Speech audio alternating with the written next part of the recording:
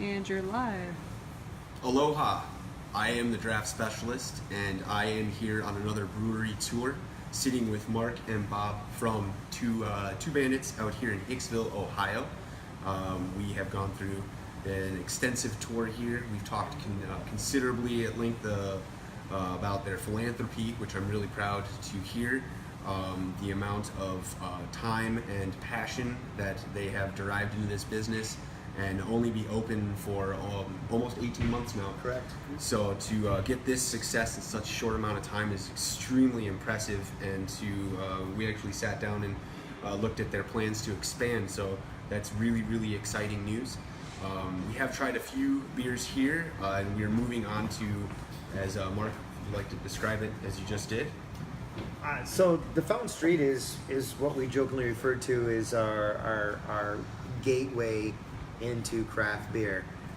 So it's very easy to drink. There's nothing overtly obnoxious about it. It's just an easy, clean, crisp ale. And it is an ale in every sense of the word. You definitely get a subtle maltiness from it.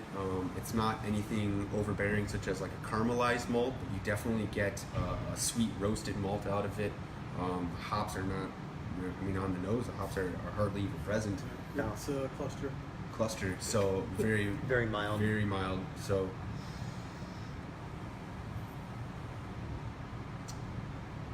that is exactly what I would look for in a pub ale. This would be so if I were walking in probably every week, the barkeep would know I'm going to start with this beer and move my way down the line. This is a great one to like start your palate with.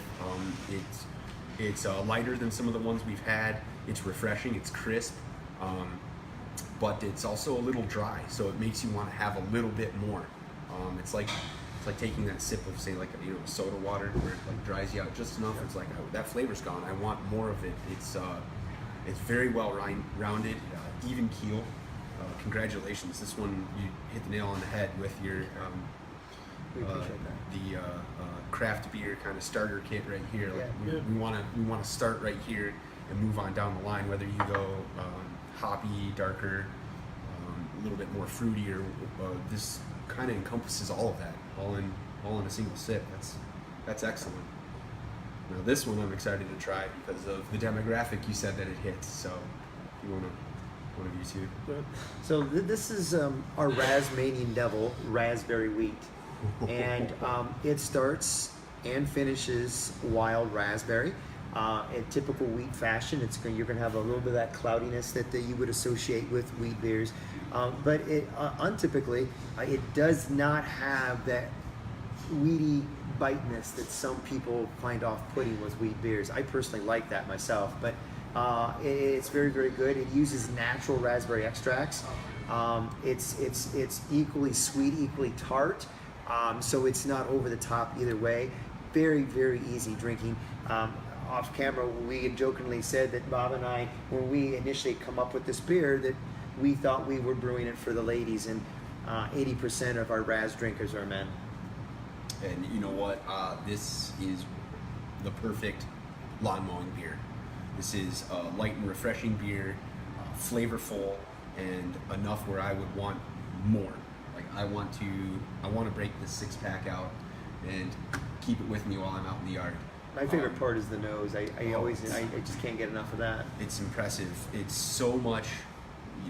Wild raspberries key.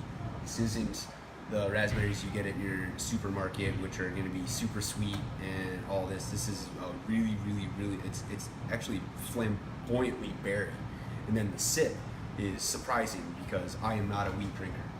I'm not a big fan of that wheat and yeast combination, which is very desirable for those who are wheat drinkers. Indeed. This is not that. It is a pronounced wheat, but it's subtle. It's more of like a fresh baked bread.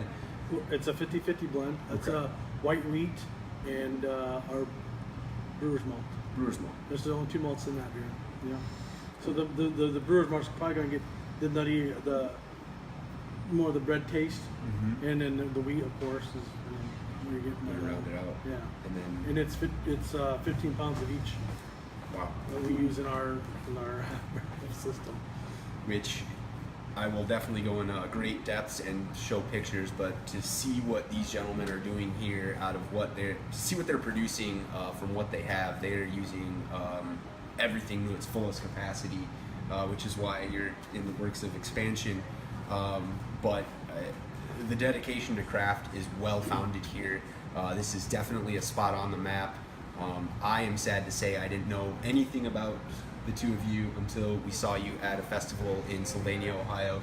Thankfully, we took the time to stop by because this tent was the liveliest tent, it was the loudest tent, and everyone was having fun. It was not, it wasn't ruckus, there was no shouting or yelling, but except for one person telling us all to come drink their beer, and rightfully so. Everyone else had lost their steam at that point, and you were still pouring fervently, and you wanted to share in great respects what you have produced. Like, these are your children. You want them to grow and succeed, and I can see that, I can taste it, and we'll do a little bit more on the blog, but the history that has been built in 18 months is extraordinary. I cannot wait to come back and see y'all for one of your special events. That is something that I will definitely try and do. I can't wait to see what you do in the next few months with your plans of expansion, and of course, with that, I mean, best of luck to you, gentlemen. Well, Eric, Best of thank luck you to for your kind words. Cheers. Bob, thank you so much Thank for your you. time. Mark, Eric, thank you so much. much. You're very welcome. Thank you very much, everyone. Cheers.